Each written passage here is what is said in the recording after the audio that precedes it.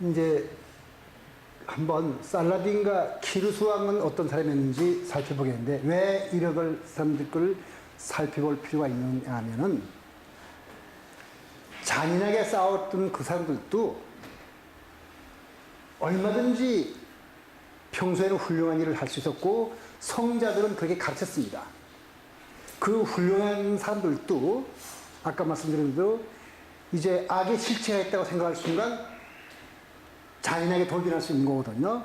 그래서 그 문화적인 배경을 우리가 훑어보기 위해서 이 중동 지역의 왕들도 부처님이 가르침을 받은 사람만큼 얼마든지 훌륭한 사람들이 있었다는 것, 그리고 그 사람들의 후예들이 또 그렇게 잔인했다는 것, 이걸 보고서 살라딘 왕을 한번 보죠. 이 사람은 아까 말씀드린 대로 적십자 정신의 모태가 된 사람인데, 이건 기독교도들이 사자왕 리차드를 굉장히 존경해서 그리면서 그 옆에다가 살라딘 왕을 그렸습니다. 그러니까 자기들이 존경하던 그 영국의 사자왕 리차드가 아마 기독교 정신에 입각해갖고 남아다왔던 모양인데, 그 살라딘 왕을 함께 그릴 정도로 유럽인들의 존경을 받은 사람. 그러니까 십자군 전쟁 때 소위 선과 악마의 대립인데, 그 대립일 때 적대적인 왕을 이렇게 존경할 정도라면 이 살라딘 왕이 어떤 사람인지 알 짐작까지요. 이 사람은 여기 아유비드라는 왕조의 왕으로서, 요게 지금 살라딘 왕이 다스리는 땅입니다. 그 여기가 바로 그 이스라엘은 땅이죠. 여기 뭐 레바논, 이스라엘은 요 땅이, 십자군 전쟁은 여기서 일어났죠.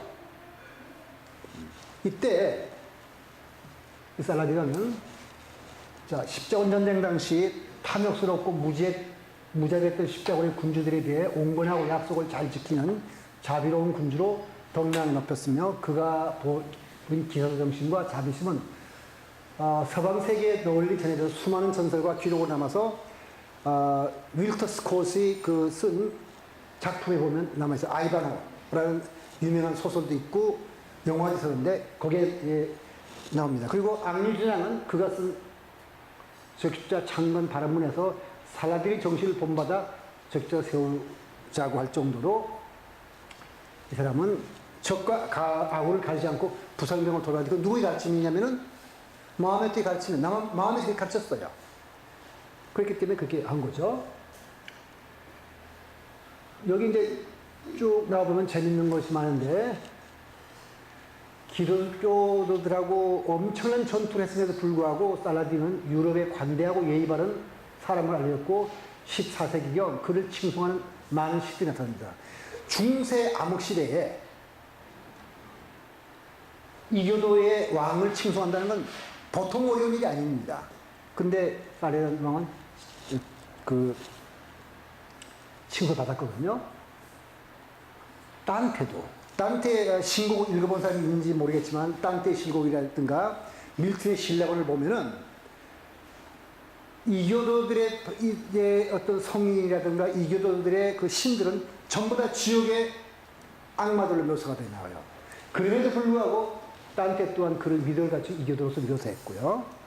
그다음 윌터 스코트는 아까 말한 대로 아이바노에서 멋있는 사람을 그렸고, 살라딘은 특히 리처드 1세의 존경을 샀는데, 리처드 1세는 살라딘을 위대한 왕으로 평하며 의심할 여지 없이 이슬람 최고의 부자라고 했다.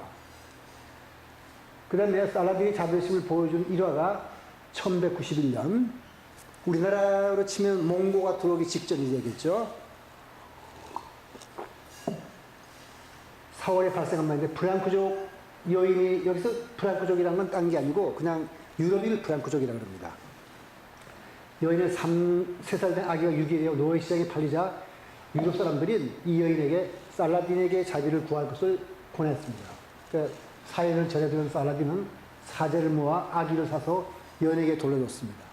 이 광경을 지켜본 사람들에 의하면 여인은 눈물을 쏟으며 크게 감사했다고 하니까, 이게 자기 돈으로 사서 이렇게 좋은 일을 했으니까 존경받겠죠. 그 다음에 1193년 3월 4일 살라딘은 다마스코에서 눈을 감았는데 사망 전의 유언이 아니라 그냥 독백 같은 건데 자기 이름이 유수프거든요. 이제 유수프가 그 감옥에 해당되는구나. 그 매트릭스에서 벗어났는 거 아마 불교도였는 모양이죠.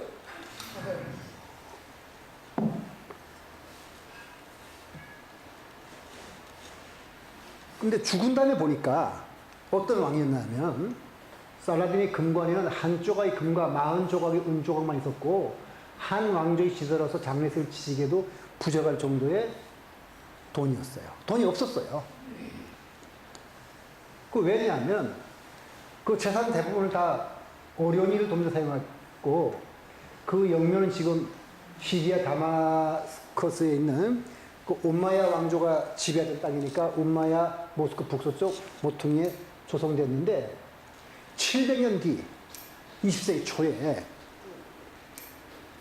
독일의 카이저 빌레 2세가 가서 영묘를 선물할 정도로 유럽인의 존경을 받은 그런 사람입니다. 다시 말해서 이렇게 훌륭한 일을 할 수 있는 사람도 물론 살라딘이 안 그랬지만 일단 그 실체론적인 입장에 서서 예를 들어서 선과 악의 대립이라고 할 그 순간 히파테를 죽인 것처럼 그렇게 죽일 수 있는 거예요. 그게 바로 실체론이거든요.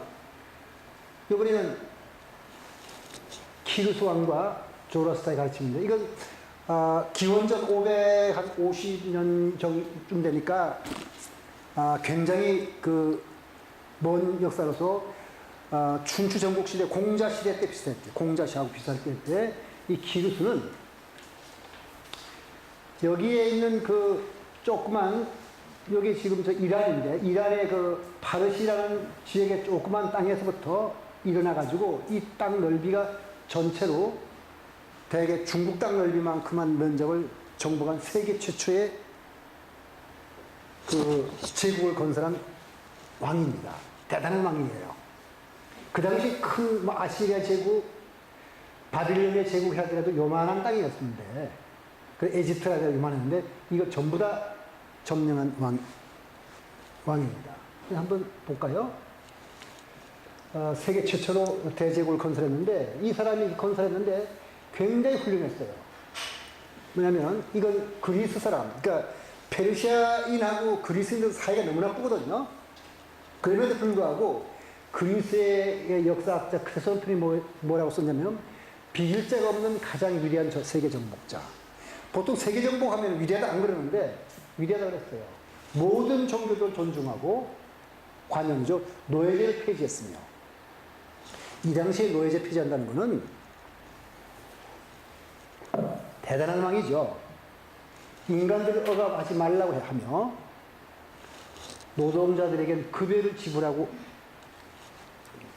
되어 있어서 인권운동의 시초로 불리는 키루스 원통이라는 법정문도 만들었습니다. 자, 이 정도면 오늘날 인권이 발달한 나라에서도 그대로 지키기는 어려울 텐데 이때 그대로 지켰어요. 그 일대기는 전설이 되어 그리스인과 로마 지배층의 모범사가 되어서 모든 유럽의 왕들은 이 키루스를 본받으려고 했는데 어떻게 그랬냐? 조로아스터교의 가르침과 영향이 그랬다는 겁니다. 그러니까 조로아스터교의 사제들이 또는 얼서에는 그 조로아스터라는 사람은 탄생 연대가 1000년이나 차이가 나서 이게 아마 사실이 아닐 수도 있고 사실인데 어떤 전설에 의하면 조로아스터가 그대로 키루스 왕의 왕사가 돼서 이렇게 하라고 가르쳤다고 말이 있거든요. 근데 아마 그렇지는 않고 조로아스터교에 있는 다른 사제들이 아마 조로아스터는 이 왕보다 1000년 전의 사람이고 그 사제들이 그 조로아스터교의 가르침을 실천하도록 말했을 겁니다. 이게 페르세폴리스인데 알렉산더 대왕이 다 파괴하고 남은 그 석주라든가 이런 것들이 지금 남아있는 땅입니다. 근데 이 사람의 그 세계 다중 한 70나라가 조공을 바치는 걸 다 이렇게 그리는 그런 유적이고요. 한번 기독교에서는 고레스왕으로 키루스가 고레스라 번역되는데 한번 유대인들은 작은 나라 사람이었기 때문에 바빌론에 끌려가고 에집트에 끌려가고 뭐 페르시아에 끌려가고 그랬거든요. 그러니까 모든 나라 왕들이 다 그 악마의 후손이거나 그렇게 되는데 딱 한 사람 예외적으로 굉장히 훌륭한 사람, 아니 훌륭한 사람이 나온 게 아니라 메시아라고 나온 사람이 하나 한 사람, 그게 바로 키루스입니다. 우리 지금은 기독교에서 메시아라 그러면은 예수만 말하지만 유대인들은 메시아라 그럴 때 하나님의 기름 부음 받은 자라고 붙이는데 그게 고레스예요. 여기에 키루스의 원통을 보면요. 이런 건 중요하지 않죠. 바빌론을 정복하고 유대인을 포함한 유대자들을 해방시킨 키루스의 업적을 기른 내용이 여기에 들려있어요. 아까 쓴 키루스의 법령도 다 여기에 기린 거예요. 그러면 성서 고학 분야에서 발견된 가장 중요한 인물 중 하나로 꼽혀요. 이 원통이. 근데 여기에 그런 거 기록되어 있는데 한번 볼까요?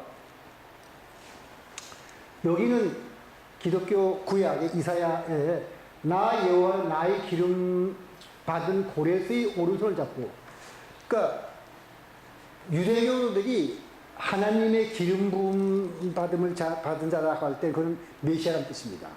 그러니까 이국의 왕, 페르시아의 왕이 바로 기름 부음을 받은 자라고 메시아라고 했을 정도로 아주 관대했던 왕이에요. 그 누구의 가르침이냐?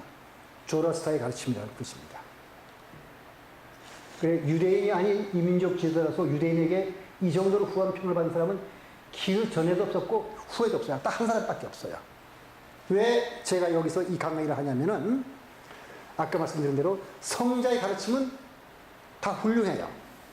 그러니까 부처님, 예수, 모하메드, 지금 조라스터도 훌륭한데 차이가 딱 하나 있어요. 이제 조금 뒤에 나올 텐데 그 차이를 보기 위해서 지금 먼저 이런 걸 얘기할 거예요. 이건 이제 아까 말한 그리스의 역사학자 크세노폰이 쓴 키루스의 교육이라는 말에 나오는 건데, 페르시아도 원래 작은 변경에 지나지 않는 조그만 나라였습니다.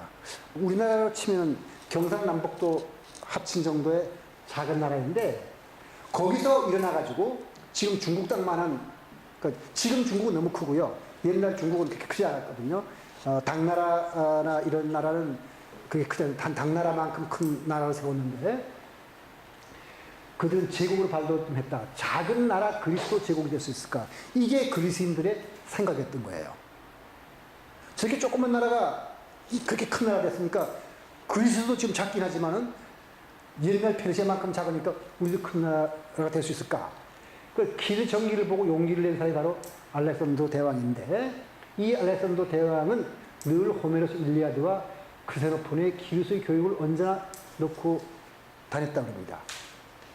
그래, 이후 이 책은 많은 군주들이 읽었던 군주의 거울이 됐고, 우리가 흔히 아는 마키아벨리의 군주론도 바로 여기에서 나왔다고 하거든요. 그런데 여기서 우리가 또 배울 점 하나는 뭐냐면, 작은 나라 페르시아에서 대제국이 출현한 것을 보고 알렉산드로스가 그리스 대제국이 될 수 있겠다는 희망과 포부를 가져서, 키루스가 고마운 나라에서 그런 나라를 만들었다면 나도 그보다 지금 더 큰 나라를 갖고 있으니까 이 세계를 정복할 수 있다, 이렇게 말하는데, 우리가 배울 점은 뭐겠죠? 아니, 알렉산드로스가 이런 희망과 포부를 갖게 됐다면 평범한 인간이었던 석가모니가 부처를 이뤘던 걸 보고 우리 역시 부처를 이뤘던 희망과 포부를 가져도 될 겁니다. 알렉산더가 키루스를 보고 그런 생각을 했다면 이런 용기를 가지라는 게 사실 불교의 가르침이거든요. 불교는 그렇게 나를 작은 인간으로 보지 말라고, 내가 굉장히 존귀한 인간으로 보라고 가르치고 있습니다. 그게 어떤 선사가 말씀하시는데, 범부가 범부인 것은 자신이 범부라고 생각하고 있기 때문이다. 그러니까 내가 부처다 하면 그게 바로 사자굴중 무이수라고 제가 지난번에 강의했던 게 바로 사자굴중 무이수라면 내가 부처니까 알렉산더와 같은 포부를 가져도 되죠. 작고 큰 것은 본래 그런 것이 아닙니다. 사람이 마음이 그렇게 만든 것이에요. 뜻 있는 자에게는 시작은 미미해도 그 나중에 창대하리라는 말이 있는데 그 말이 진실일 겁니다. 그러니까 내가 범부가 아니다. 나도 부처님만큼 훌륭한 사람이 될 수 있다는 생각을 하면 그렇게 됩니다. 한번 여기에 무덤을 한번 보면, 이거는 그냥 사실 이 강의하고는 관계가 없는데, 키루스가 멋진 사람이다 보니까 얼마만큼 멋있는 사람인가를 여러분들한테 말씀드리고서 해서 제가 할 거예요. 이거 무덤을 보고 얘기하죠. 마지막 글, 이 글귀를 본 알렉산더로서 무덤을 건드리지 않고 그냥 가버렸다고 하는데, 아마 연기법을 알았던 것 같아요. 요 세계 정복한 왕의 무덤이 요만해요. 제가 그 경주에 황용석 구분인가, 구충이라는 무덤인데, 그거 작아요. 우리나라 건물로 치면, 여기에 건물로 치면 한 3층 건물 정도 될까요? 사람 키가 있으니까, 요만하니까, 여기 2층 건물, 1층 건물, 2층 건물, 3층 건물 맞겠네요. 요만해요. 근데 이 건물인데, 알렉산더가 이 건물을 여기서 와서 보고서 깜짝 놀랐대요. 이게 세계를 정복한 왕의 무덤이냐. 근데 이 무덤에 옆에 뭐라고 썼냐면, 여기서 2km쯤 되는 곳에 뭐라고 썼냐면은, 이 무덤을 온 사람 보고 이렇게 말, 정복자여, 나는 세계를 정복한 키루스다. 당신이 올 것은 나는 알고 있다. 세상은 영원한 것이 없다. 그래서 난 당신을 꼭 알았다. 당신의 제국도 언젠가는 똑같이 될 거다. 그러니 내 참여하는 무덤을 좀 건드리지 말아주게 그랬대요.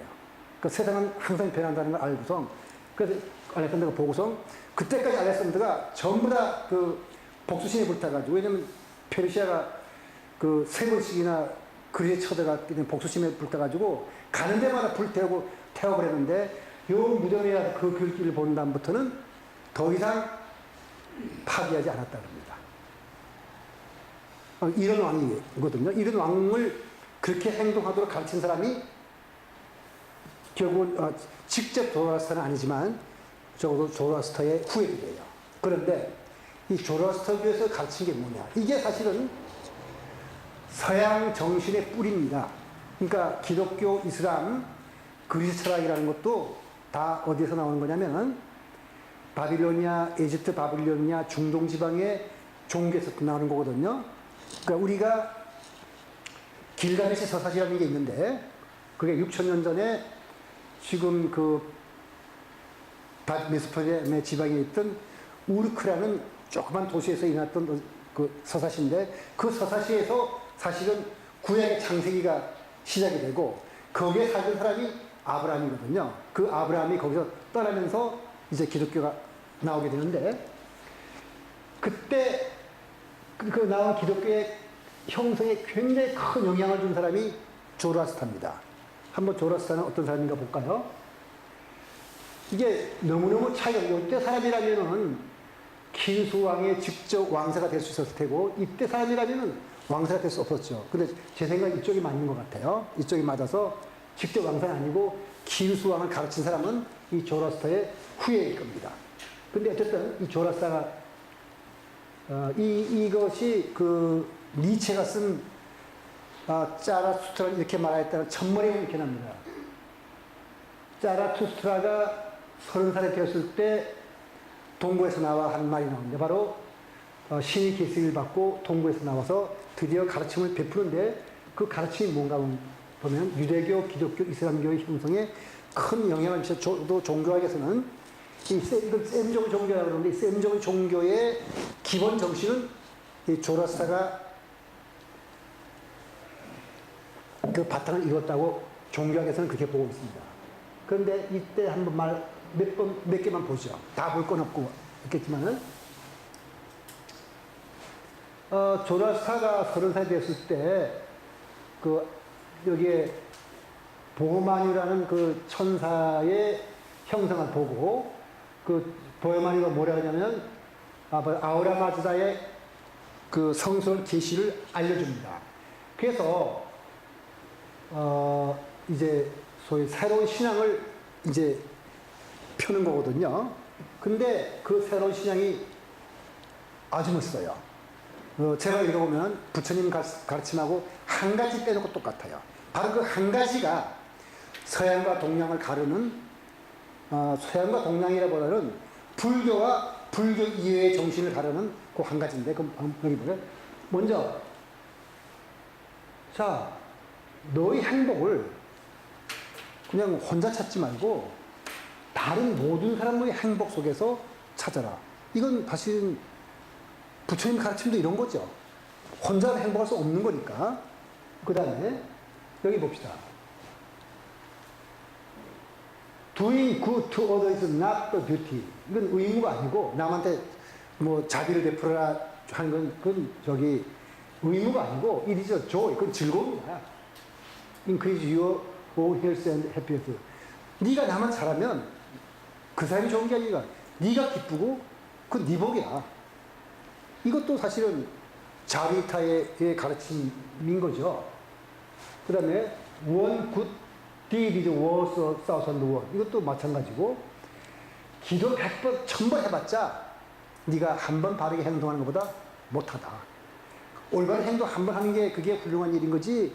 가서 그냥 신한테 뭐 네가 수천 번 기도해봤자 무슨 소용이 있냐. 그러니까 올바른 신앙생활을 가르쳐서 할 수 있거든요.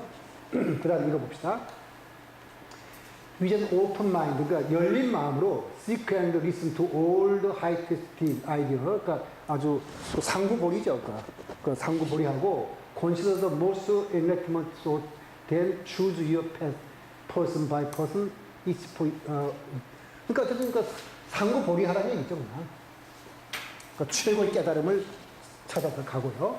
그 길을 네가 찾아가라는 얘기고, 이거는 뭐냐면은 one need not to scale the heights of the heavens, nor travel along the highways of the world to find Ahura Mazda. 아우라 마즈다가 최고의 선신이거든요. 그 다음에 with purity of mind and holiness of heart, one can find him. 자, 사람이 천국의 높이를 잴 필요가 없다. 뭐 천국은 어떤 건가 이런 거 따질 거 없고, no travel around the highways of the world to, 그러니까 아우라 마즈다가 진리 세계에 이르는 그 길을 따라 요 길로 뭐 가야 된다 이렇게 해서 no travel around the highways of the 어떤 그 지름길 같은 게 있어가지고 뭐 간다든지 그럴 필요 없고, 그냥 네가 마음을 깨끗하게 하고 성스러운 가슴을 갖기만 하면 그게 그런 저리 가는 지름길이 천국 가고 진리 가는 길이 있는 게 아니라 네 마음속에 있다 이 말입니다. 그러니까 그게 또 불교적이죠. 그 다음에 do not hold grain waiting for higher prices when people are hungry. 다른 사람이 굶주릴 때 비싸게 팔라고 곡식을 고가에 재두고 값이 오르길 기다리지 말아라.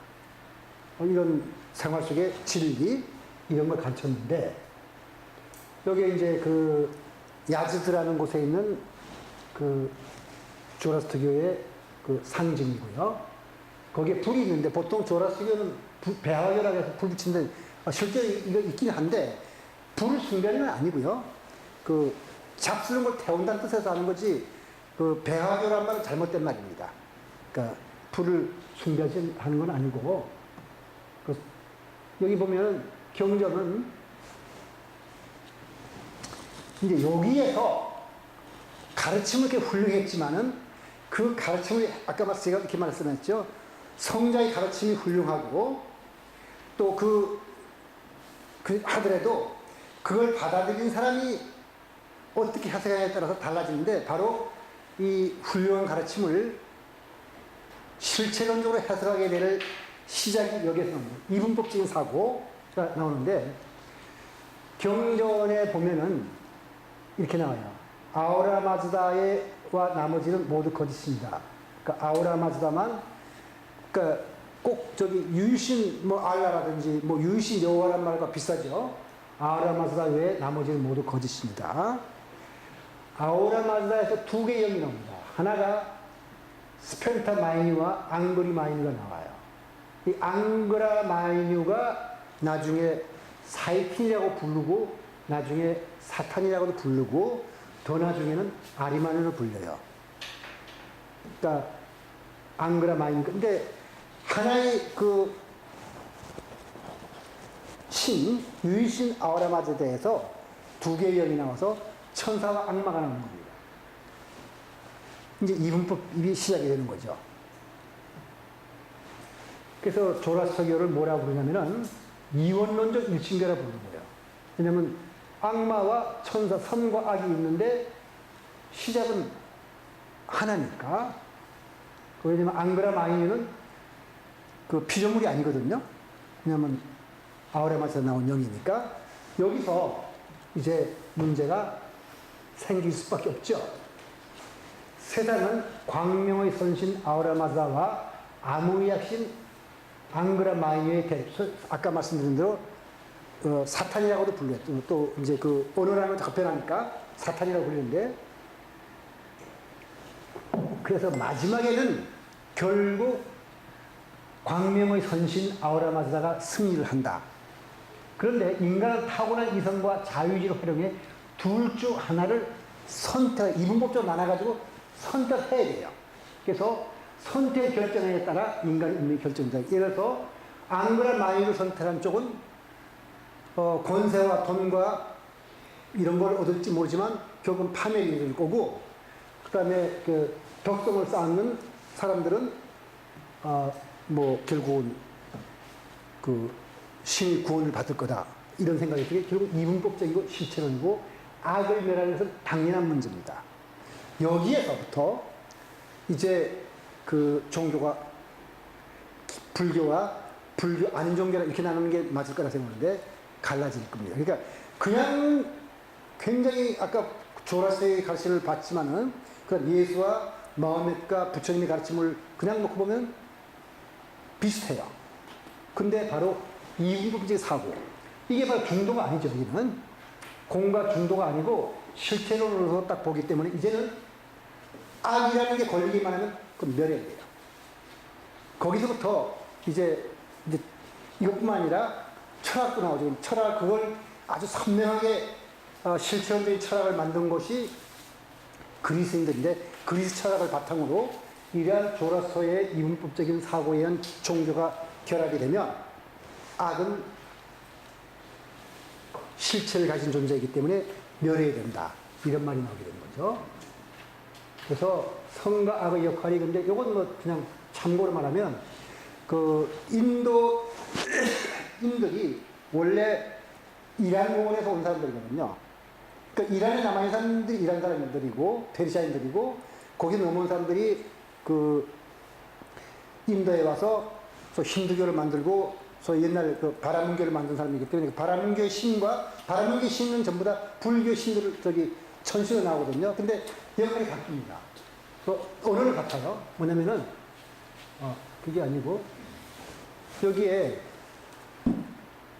대바 그 앙고려 마이뉴라고 이게 왜 자꾸 이렇게 되죠?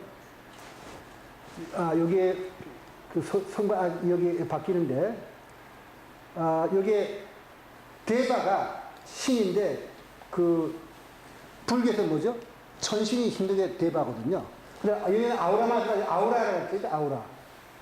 아우라라는 말과 아수라라는 말은 어원이 같아요. 근데 차이가 있죠.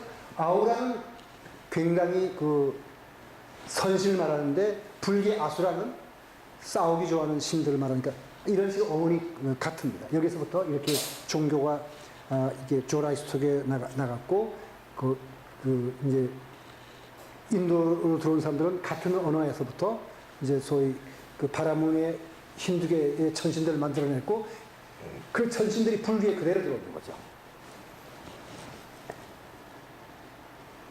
공과 중도, 이제 행복과 평화의 원리를 한번 찾아보고, 이제 근데 사물의 실체가 없다는 게 불교거든요. 연기법이죠. 사물이 본질적으로 공하다면 악에도 실체가 없을 겁니다. 그러면 그 악은 뭐냐? 악의 실체가 없는 것이라면 악행은 무지에서 온 것이라고 보아야 되거든요.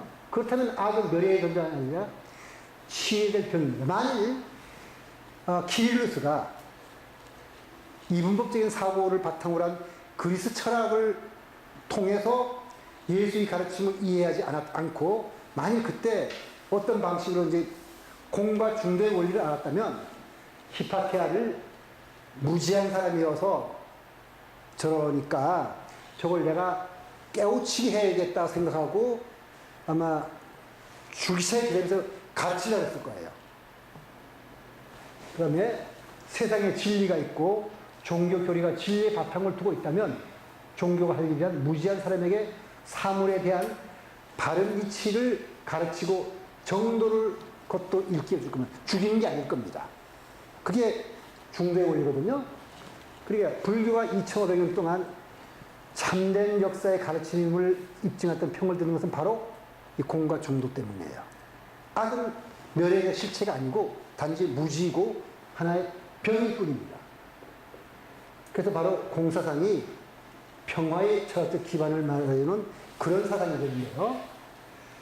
공과 중도 사상은 남과의 관계에서 평화를 이루는 기본 철학을 마련해줘요. 왜냐하면 포용해야 되고 장님 코끼리에 만지게 만듯이 그 입장에서 이렇게 틀린 게 아니고, 예를 들어서 이가 사회에 저지른 악행을 저지른 자 볼 때 이 사회 질서를 담당한 판관들, 경찰이나 재판관은 법대로 재판해야 돼요. 그렇지만 정신과 의사가 본다면 그 사람은 정신적인 잘못도 있기 때문에 치유될 병인 거고, 엄마가 볼 때는 무조건 사랑해서 감싸야 되기 때문에 그 각자가 하는 일은 그 역할을 해서 그 다 해야 이 사람도 살아갈 수 있는 거거든요. 그러니까 공과 중도 사상은 남과의 관계에서 평화를 이루는 기본 철학을 말할 뿐만 아니라 개인의 행복을 말할 근거가 되는데 왜 그런가? 그 공과 중도 실천자가 바로 보살이거든요. 한번 입신 안식명과 행복의 원리. 그 안식명이라는 건 딴 게 아니고 모두 의욕과 본능을 떨쳐버려서 생사의 이해를 초월하여 모든 걸 천명에 맡길 수 있는 안정된 마음의 상태. 연기법을 철저히 믿어서 제가 첫 번째 강의 시간이 그 고성재와 그 윤회영인데 그 연기법을 철저히 믿어가지고 세상 사물은 그런 식으로 흘러가는 거라고 알게 되면은 아마 생사 이해를 초월하기가 쉬울 겁니다. 물론 수행을 해서 깨쳐야 되겠지만 잘못의 실체가 있다면 행복해질 수 없어요. 왜 그러냐 한번 볼까요? 공의의 행복. 자, 그럼 이거 실제로 현재 있는 일이에요. 끔찍한 일을 당했거나 저지른 사람은 외상후 스트레스 장애로 엄청나게 시달려요. 실제로. 월남전에 갔던 사람들이 이런 사람들은 이 사람들 실감할 거예요. 근데 사람이 세세상 동안 살아면서 저지른 잘못은 엄청나게 많아요. 근데 그것들이 다 실체가 있어가지고 안 된다. 여기 쓴 대로 무심코 버린 담배불이 나는 경우도 있고, 또 제가 신문에서 본 경우는 이런 경우 있어요. 어떤 강원도 이런 부부인데 나이도 많지 않은데 그런 일이 한 60대 초반과 60대 중반의 부부인데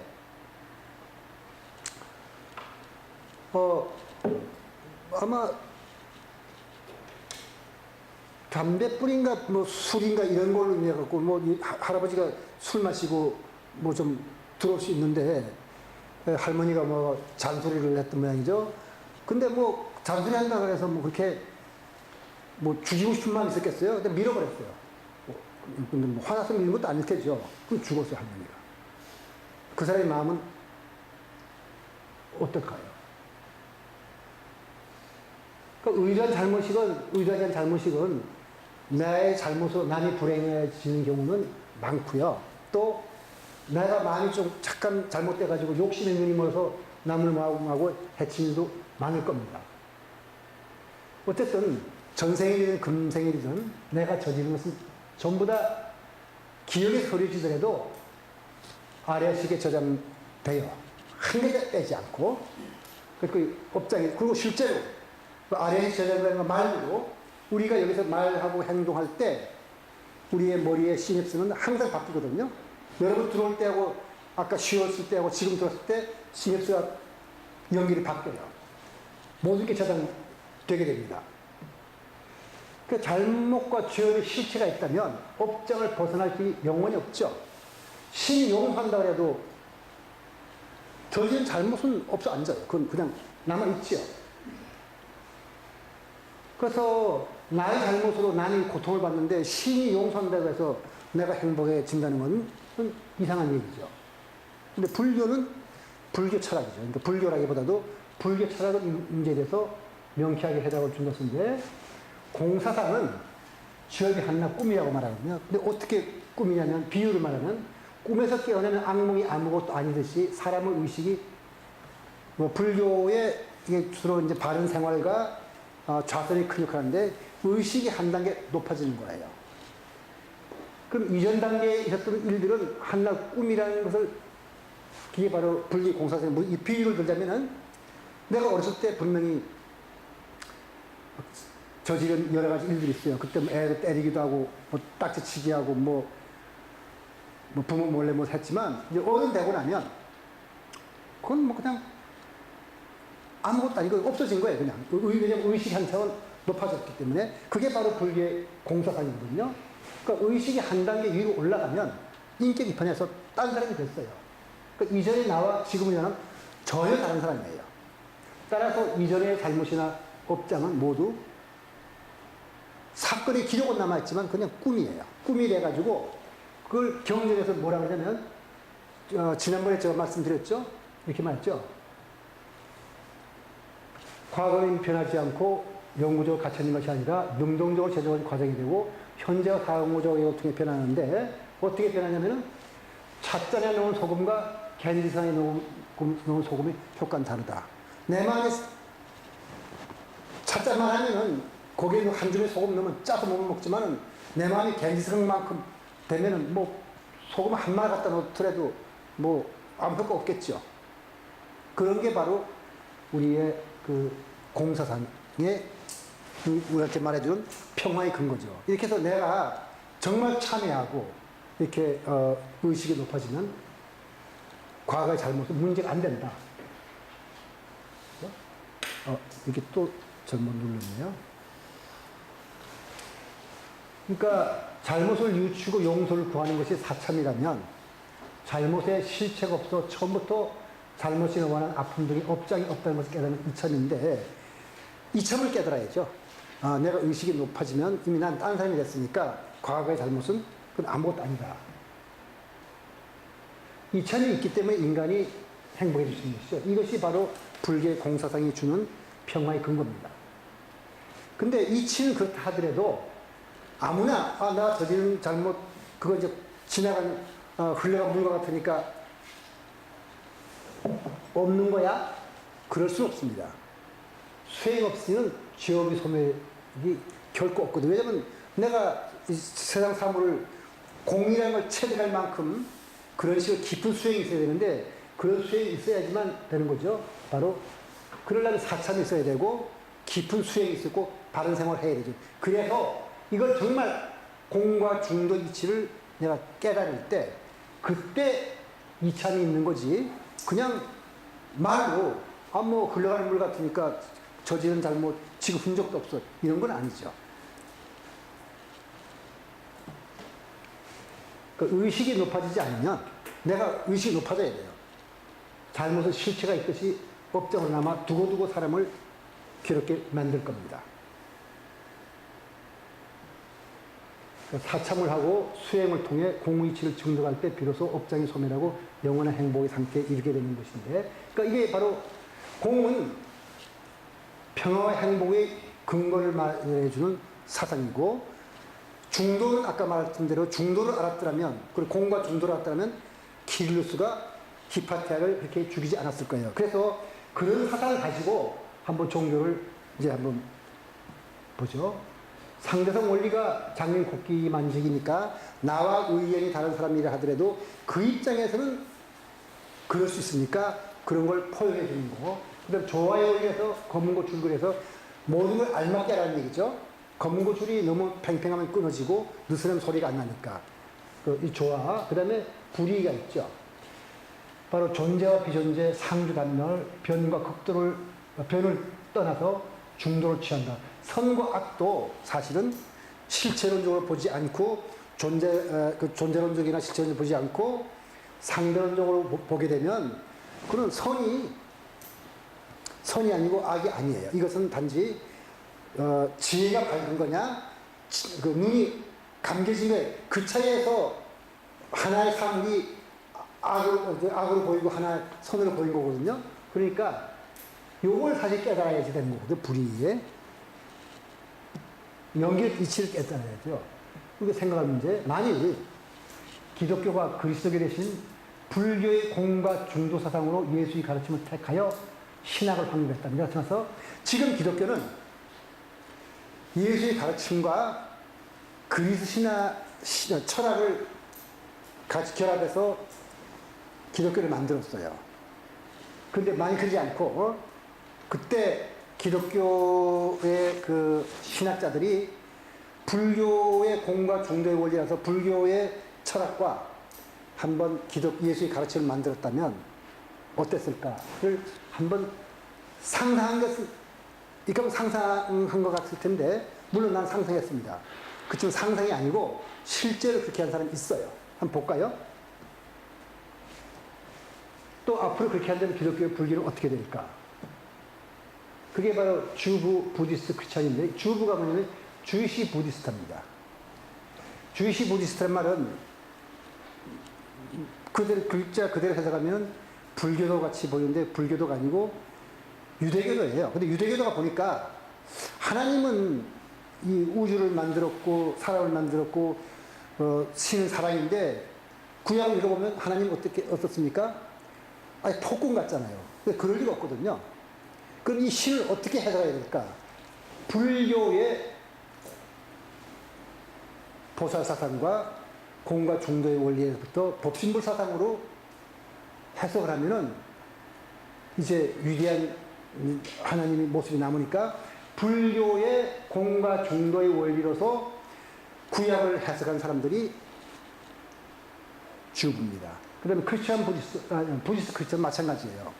기독교 하나님은 구약의 하나님보다는 훨씬 더 그 융통성 있고 넓은데도 불구하고 아직도 기독교 그러니까 그리스도의 철학을 바탕으로 하다 보니까 어딘가 옹졸한 데가 있죠. 나를 따르지 않으면은 파멸에 처할 거고, 나를 따르면 복을 줄 거라는 식으로 보이거든요. 그러면 그거는 이 정말 정의 신작할 수 없죠. 그러니까 불교 철학을 가져다가 한번 기독교를 해석해보자. 이게 서양에서 일어나는 운동이거든요. 그런데 이걸 아주 선언으로 보면 어떤가 보면, 자, 우리가 한번 공과 중도의 원리에 맞게 살면 어떤 변화를 가져올까? 이런 걸 구체적인 예는 제가 다음 시간과 그 다음 시간에 말씀드리겠습니다만은, 한번 이렇게 사티 수행이란 말은 정념 수행을 말하는 건데, 어떤 변화를 가져올지 이런 걸 한번 우리가 살펴볼 필요가 있습니다. 아마 생각이 불교를 알 때와 또 불교를 안다 하더라도 이걸 다시 한번 생각해서 내가 볼 때는 그 삶이 좀 달라질 겁니다. 이건 누구냐면 기독교도예요. 기독교도인데 케사브 춘더센이라고도 하기도 하고 케사브 찬드라센이라고도 해서 이름이 두 가지 있는데, 창립한 기독교 교회가 따르고 있던 제5의 선언. 이 사람은 이 선언이 어디에서 뿌리가 나왔는지는 모르겠지만 아마도 짐작컨대 종교학을 창시한 막스 뮬러에 의하면은 아스카와의 석주에서부터 이 정신을 받았을 거라고 한답니다. 한번 이거 기독교 교회에 있다는 건데 한번 볼까요? 어떠한 피조물도 숭배해서는 안 됩니다. 그러니까 우상을 숭배하지 말라는 거죠. 그렇지만 어떠한 기도나 찬송도 신 이외의 어떤 이름에 대하여 혹은 어떤 이름의 행위에 대해서는 안 된다고 선언했어요. 우리 기독교들은 철저하게 기독교에서 말하는 여호와의 신만이 좀 훌륭한 신이고 그분이 같은 데 살아야 된다. 근데 그분이 같은 데 살면 아까 본 대로 뭐였었어요? 부처님의 가르침이나 다를 거 없었죠? 그러면 이 사람이 하면 뭐라 그러면은 이렇게 계속해요. 어떠한 종파에 지금까지 숭배되어 왔거나 또는 이후 숭배될지 모르는 피조물이나 사물이 이곳에 행해지고 있는 신성한 예배의 과정에서 조소당하거나 경멸돼서 안 된다. 우리랑 다르다 그래도 하나님께 돌멩이를 가지고 믿는다 하더라도 그 사람들을 조소하지면 안 된다. 존중해 줘라 이거죠. 키리스하고 다르죠. 어떠한 책에 오류 없는 신의 말씀이 인정되거나 접수돼서 안 된다. 우리 기독교 성경만 하더라도 그대로 신의 말씀이라고 생각하지는 말아라. 왜냐하면 우리가 시대에 따라서 해석을 달리했다. 그러나 다른 종파가 말하기를 우리 거는 오류가 없다고 인정하더라도 그걸 비웃지 말아라. 이렇게 되면 이 기독교는 그냥 불교죠. 그래서 성자의 가르침이 차이를 주는 것은 뭐냐면 공과 중도의 원리입니다. 어떤 종파도 중상당하거나 조상하거나 증오당해서 안 된다.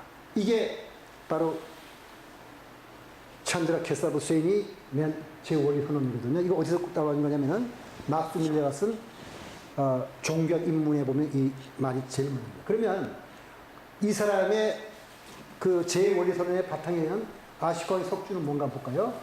피아다시가 누구냐면 아시코 왕의 이름입니다. 피아다시 왕은 모든 종파가 어디서나 핍박당하지 않고 거하기를 바라노라. 왜냐하면 그들 모두는 감각의 지혜 및 영혼의 정화를 찬성하기 때문이다. 모두가 다 훌륭한 일을 하려고 하기 때문이다. 피아다시 왕은 일체의 종파와 승리 및 호주들을 존경한다. 그러나 모든 종파에는 공통된 하나의 기본적인 법칙이 있다.